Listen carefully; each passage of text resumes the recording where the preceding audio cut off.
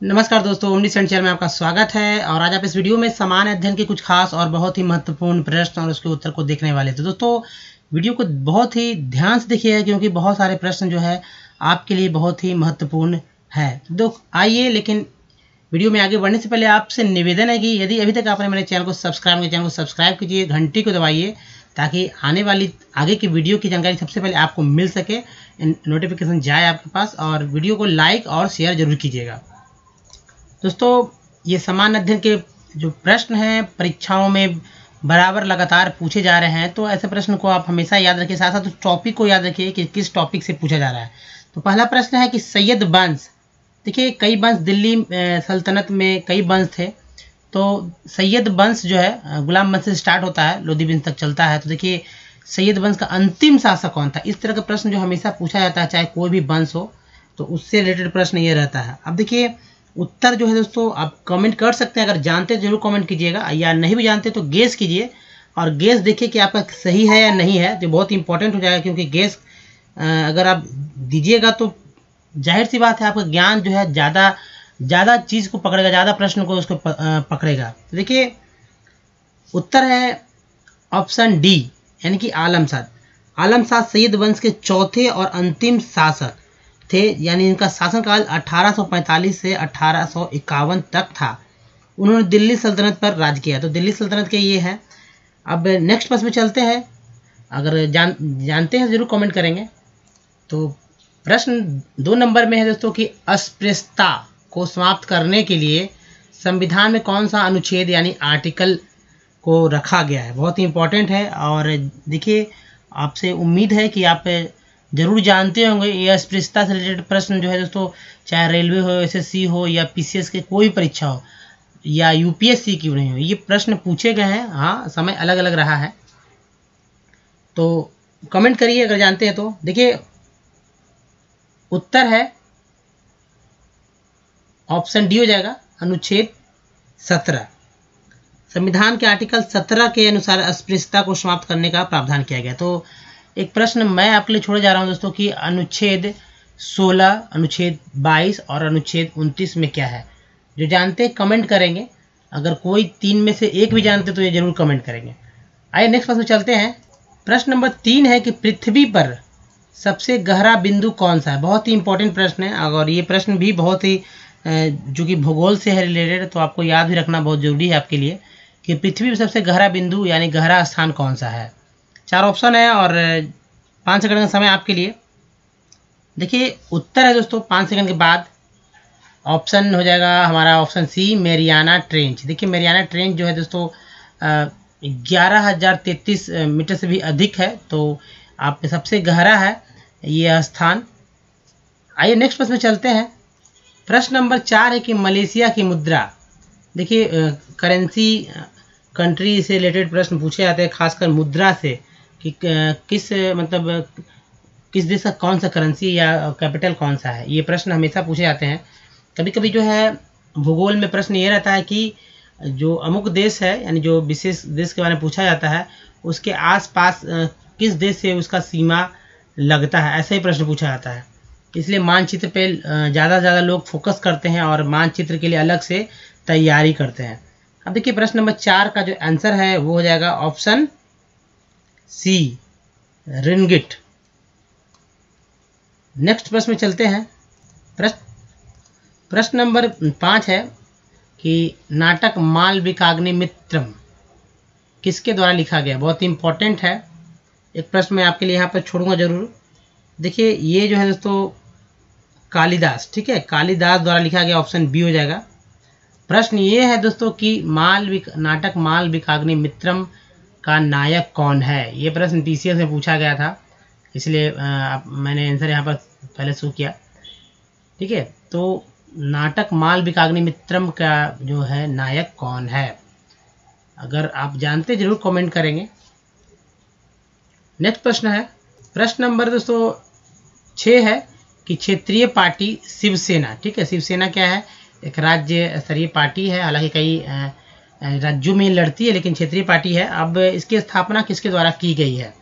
4 option है और comment करिए अगर जानते हैं दोस्तों। तो देखिए ये सभी कोई जानते हैं कि किसकी पार्टी है ये। और आंसर जो हमारा हो जाएगा दोस्तों बाल ठाकरे, बाबा साहब बाल ठाकरे के नाम से जाने जाते हैं, जो कि अब नहीं है। तो इन्होंने शिवसेना का जो है स्थापना किया था। अब उद्धव ठाकरे जो है इसके प्रमुख हैं शिवसेना के। राज ठाकरे इनके जो है अब जानते हैं कि भतीजे थे, लेकिन उन्होंने अलग पार्टी बना ली थी। अब नेक्स्ट प्रश्न पे आते हैं।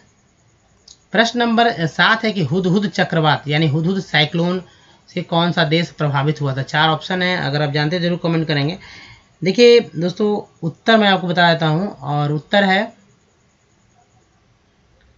भारत यानी कि इंडिया। अब देखिए हुदहुद चक्रवात जो है भारत के किस राज्य में आया था, तो ये पूर्वी तट पर आया था। और सबसे प्रभावित जो स्थान था, जो राज्य था, वो आंध्र प्रदेश और उड़ीसा के तटवर्ती क्षेत्र सबसे ज़्यादा प्रभावित थे। हालांकि इससे कुछ ज़्यादा नुकसान नहीं हुआ था हुदहुद चक्रवात से। प्रश्न नंबर 8 है कि भारत में नीति आयोग के अध्यक्ष कौन है।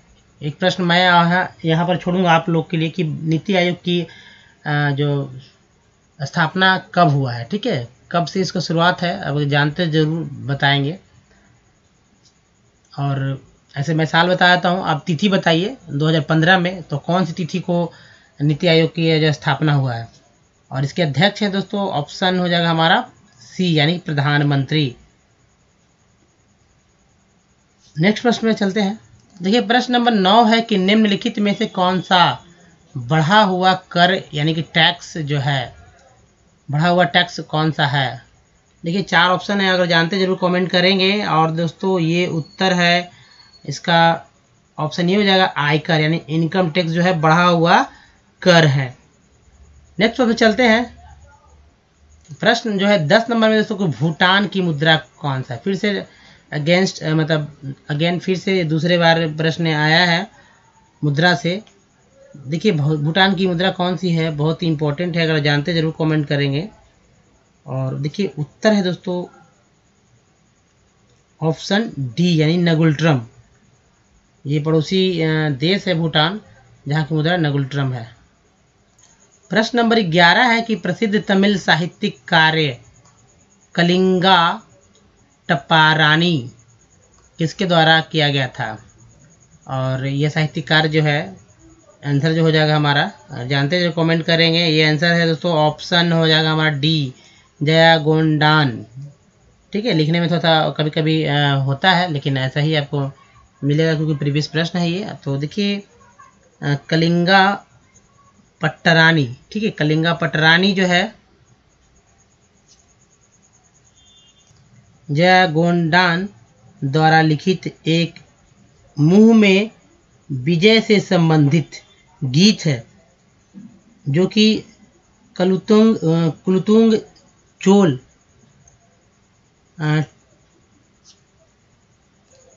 का जो है कलिंग पर विजय से संबंधित है। ये तो साहित्यिक कार्य है। प्रश्न नंबर 12 की प्रसिद्ध साहित्यिक कार्य ये है सूर्य सिद्धांत। ठीक है, सूर्य सिद्धांत कार्य किसके द्वारा लिखा गया है। उत्तर है 5 सेकंड का समय आपके लिए बहुत ही इंपॉर्टेंट है, अगर आप जानते जरूर कमेंट करेंगे। दोस्तों अगर इस तरह के प्रश्न आपको अच्छे लगते हैं तो प्लीज़ मेरे चैनल को सब्सक्राइब कीजिए, लाइक का बटन जरूर दबाइए, अधिक से अधिक लोगों तो शेयर कीजिएगा। तो देखिए उत्तर जो है दोस्तों ये हो जाएगा ऑप्शन ए बराहमिहिर।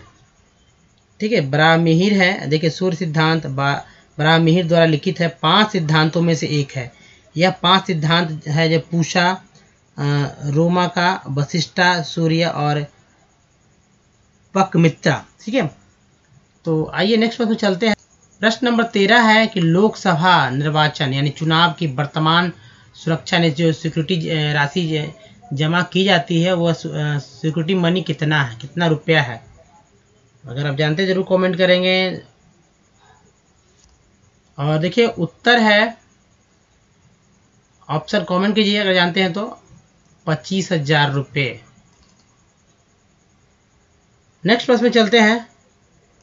प्रश्न नंबर 14 की भारतीय राष्ट्रीय कांग्रेस की प्रथम महिला अध्यक्ष कौन थी। बहुत ही इंपॉर्टेंट प्रश्न, अगर आप जानते जरूर कमेंट करें। देखिए यहाँ पर थोड़ा सा मैं इस प्रश्न पर प्रकाश डालूंगा और 5 सेकंड के बाद आपके लिए उत्तर मैं भी बताऊंगा। देखिए उत्तर जो है दोस्तों ये हो जाएगा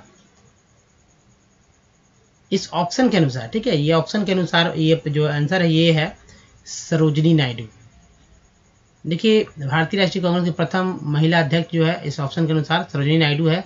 लेकिन दोस्तों यह जो प्रश्न है पूरे रूप में अपने आप में शुद्ध नहीं है, क्योंकि प्रश्न ऐसा होना चाहिए कि भारतीय राष्ट्रीय कांग्रेस की प्रथम भारतीय महिला अध्यक्ष कौन थी, तो सरोजिनी नायडू होता सही आंसर, क्योंकि ये 1925 में कांग्रेस की अध्यक्षा रही हैं, जबकि इनसे पहले ही श्रीमती एनी बेसेंट यानी कि एनी बेसेंट ने भारतीय राष्ट्रीय कांग्रेस की अध्यक्ष के रूप में 1917 में कार्य कर चुकी थी।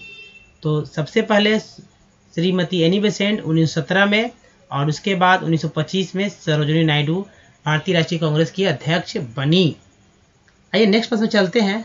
प्रश्न नंबर 15 है कि भोपाल गैस त्रासदी के दौरान, देखिए भोपाल तो आप जानते हैं कि मध्य प्रदेश में है, तो गैस त्रासदी जो हुआ था कौन सी गैस की रिसाव के कारण हुआ था। देखिए लाखों की संख्या में लोग मरे थे, प्रभावित हुए थे, और ये घटना जो हुआ था दोस्तों 1984 में 3 और 4 दिसंबर के रात में हुआ था। गैस का रिसाव हुआ था, बहुत सारे जानवर इंसान जो इससे प्रभावित और मारे गए थे। बाद में इसका प्रभाव लंबे समय तक रहा था। यह गैस कौन सा है? देखिए ये दोस्तों ये है ऑप्शन बी यानी कि मिथाइल आइसोसाइनाइड, ठीक है, मिथाइल आइसोसाइनाइड। प्रश्न नंबर 16 है कि इग्नू की स्थापना कब हुई। देखिए इग्नू जो है दोस्तों एक डिस्टेंस एजुकेशन भारत की सबसे बड़ी संस्थान है, जो कि विदेशों में भी इसका शाखा है, ब्रांच है, और यह कब स्थापित किया गया था? इंदिरा गांधी अंतर्राष्ट्रीय, ठीक है, ऐसे करके है IGNOU ओपन यूनिवर्सिटी। तो देखिए ये जो है दोस्तों कब किया गया था, जानते जरूर कमेंट करेंगे। उत्तर है 1985 में। 1985 में इसकी स्थापना की गई थी। मुख्यालय नई दिल्ली है, नई दिल्ली का मैदान गढ़ी जो है यहाँ पर सेंटर है इसका मुख्यालय। प्रश्न नंबर 17 है कि विश्व के कौन से महासागर में सबसे अधिक व्यापार किया जाता है, यानी सबसे अधिक ट्रेड होता है। अगर जानते जरूर कमेंट करेंगे कि सबसे अधिक व्यापार किस महासागर में किया जाता है। और देखिए उत्तर जो है दोस्तों ये हो जाएगा, ऑप्शन हो जाएगा सी यानी कि अटलांटिक महासागर। और अटलांटिक महासागर दोस्तों देखिए विश्व में सबसे अधिक व्यापार वाला जो है यह मार्ग है इस अटलांटिक महासागर, क्योंकि यूरोप से सटा हुआ है ये, ठीक है, तो यूरोप अमेरिका से सटा हुआ क्षेत्र है, इसलिए यहाँ सबसे अधिक व्यापार होता है। हालांकि सबसे बड़ा अगर सागर की बात की जाए तो प्रशांत महासागर है। प्रश्न नंबर 18 दोस्तों कि विश्व में तीसरा, ठीक है, विश्व में तीसरा सबसे बड़ा देश कौन सा है? विश्व में तीसरा सबसे बड़ा देश कौन सा है दोस्तों? अगर जानते जरूर कमेंट करिए। और देखिए विश्व में सबसे तीसरा बड़ा देश है दोस्तों ये है चाइना। दोस्तों सबसे बड़ा देश जो है क्षेत्रफल के अनुसार कहा जाए देश के बारे में तो रूस है, और दूसरे नंबर पे कनाडा, उसके बाद चीन विश्व का तीसरा सबसे बड़ा देश है। तो कनाडा और रूस और कनाडा के बाद चाइना है। प्रश्न नंबर 19 है कृषि जनित खाद्य पदार्थों जैसे कि घी है, शहद है, घी शहद इत्यादि की गुणवत्ता के प्रमाणन के लिए मानक का निर्धारण कौन करता है? जो मानक है, स्टैंडर्ड है, उसका निर्धारण कौन करता है? ISI, एगमार्क, BIS या DPT? देखिए बहुत ही इंपॉर्टेंट है प्रश्न, आप जानते भी होंगे। और उत्तर है दोस्तों ऑप्शन बी यानी कि एगमार्क, ठीक है। तो एगमार्क जो है दोस्तों ये मानक निर्धारण करता है, और खाद्यान्न पदार्थ घी, शहद, तेल खाने के जो होता है मक्खन आदि गुणवत्ता के प्रमाणन के लिए एगमार्क का प्रयोग किया जाता है। तो आप ध्यान रखेंगे। दोस्तों इस वीडियो में यहीं तक। वीडियो कैसा लगा मुझे अपने कमेंट के माध्यम जरूर बताइए। अगर परीक्षा इस वीडियो का कोई भी प्रश्न आपको अच्छा लगा तो लाइक का बटन जरूर दबाइएगा, और अधिक से अधिक लोगों तक शेयर कीजिए। साथ साथ सब्सक्राइब नहीं किया तो चैनल को सब्सक्राइब कीजिए, नोटिफिकेशन यानी घंटी को दबाइए। और एक और बात कि आपको बहुत सारे लिंक और इस तरह के बहुत सारे वीडियो जो है आपको मेरे चैनल पर मिल जाएंगे। तो आप प्लेलिस्ट में जाइए और देखिए कौन कौन से वीडियो जो है आपके काम के हैं। दोस्तों धन्यवाद, थैंक्स फॉर वॉचिंग। मिलते हैं नेक्स्ट वीडियो में।